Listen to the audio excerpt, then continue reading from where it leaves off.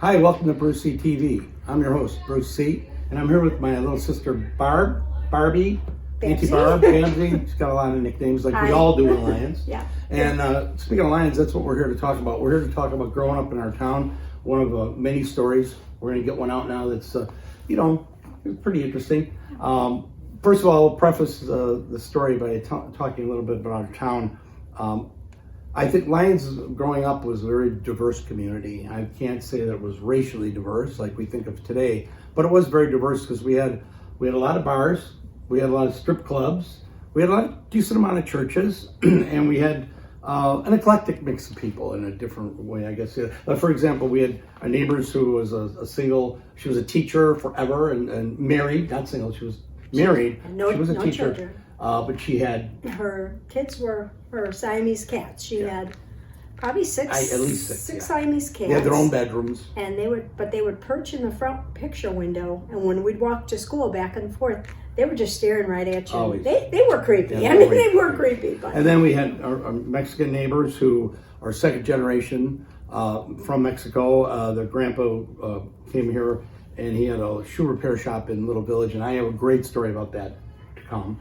Who else? So we got the folks on the corner. Yeah, they were like the Kennedys. They were a Catholic family. Lots of my kids. mom actually went to school with the dad, and so we felt like they were a family right from the get-go because the connection was so tight, and they had a ton of kids, and still my best friends. Yeah, they're awesome. Which says a lot. And then we have these other neighbors who they had a husband and wife, and they had the son was like a year younger than me, and the daughter was about your same My age. good friend so you guys were really tight. Yeah. And me and him were tight. We played baseball throughout the yard, throwing the ball. We had a lot of fun. And their dad, he was a very big guy and quiet, and he kind of kept to himself.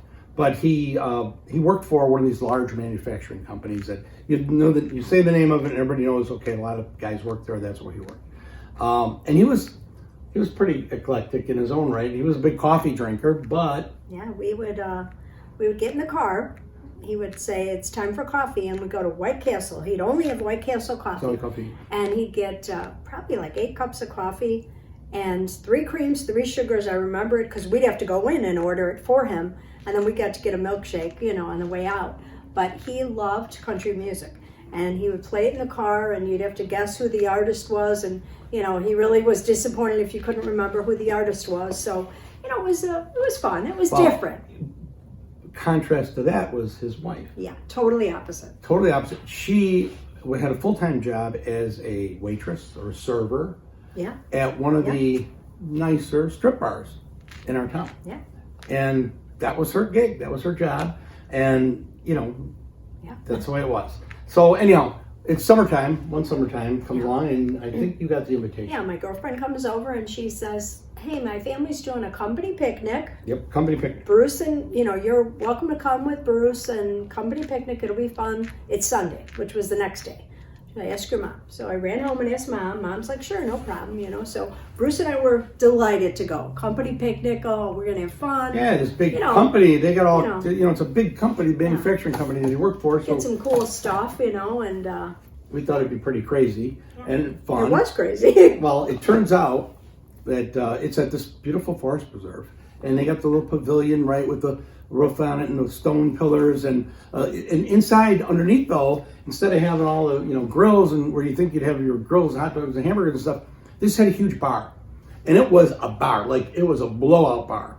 And I kept thinking, well, that was a big deal, And you'd walk around looking for a hot dog or a hamburger, you couldn't find one because it was all catered. Fancier food. And the participants at this particular, or the attendees. Not many kids. Not many kids, not many couples, a lot of guys. A lot of guys in suits and ties and leather shoes. I remember watching them walk around in the grass and the leather shoes. I thought, God, no tennis shoes, no gym shoes, no comfy clothes.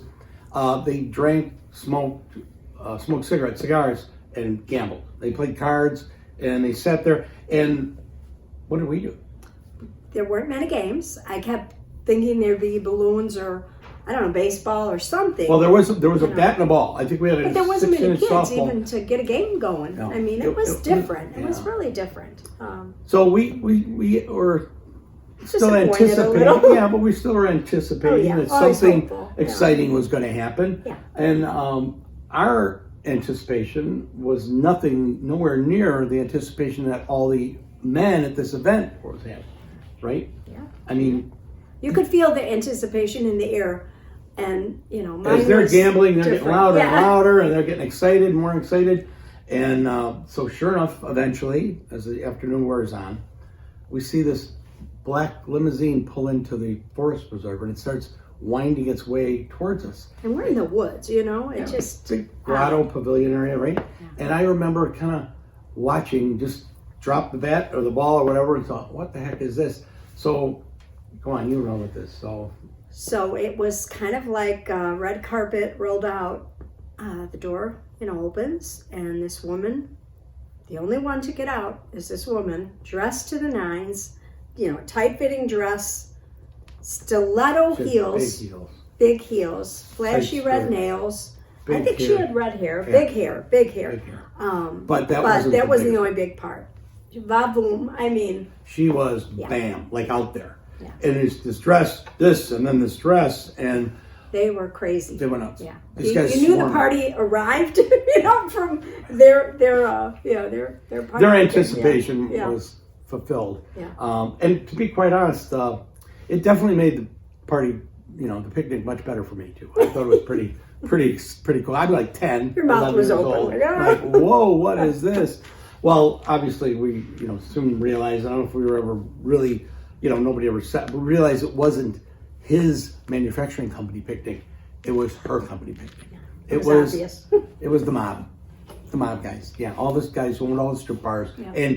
And really, I mean, you probably should have known it right away once you see what was going on there. But it was quite an event. Yeah. It was quite an event. Different, very different. And then she left. I mean, she wasn't there long. No, And when she left, kind of the party was over. yeah, it was kind of the party. And, they picked up the bat and ball, and Yeah, I kept looking for the ice cream truck that never arrived, but yeah, we didn't get any clowns or no, we got nothing like balloons, that. But no. we experienced something different, and we then- ran home, and Oh gosh, yeah. Well, ran home. I ran home. you ran crying. into the house. I just guilt-ridden. I'm running in the house crying to my mom, and my mom just looks at me, and she was just so frustrated, I think with herself, or disappointed that she let us go. How did she know? And that was pretty much the end of that, Yeah, she wasn't too upset. Yeah, one day out of many in the summer. I guess my takeaway from it all is that when I look back on it, I think only in Lyons could that happen. Yeah. It's that kind of summarizes our little town, and that's kind of what made it special, I think, in a lot of Yeah, ways. I think so. So anyhow, if you enjoyed that story, I hope you did. If you did enjoy it, please do us a favor, share it with your friends, Facebook, whoever you can. Share it, get it out there. If you haven't subscribed already, please do. And don't forget, you want to check that little post notification. We got other stories coming your way, similar, and they'll be coming your way real soon. So thanks so much, and to be Bye. continued.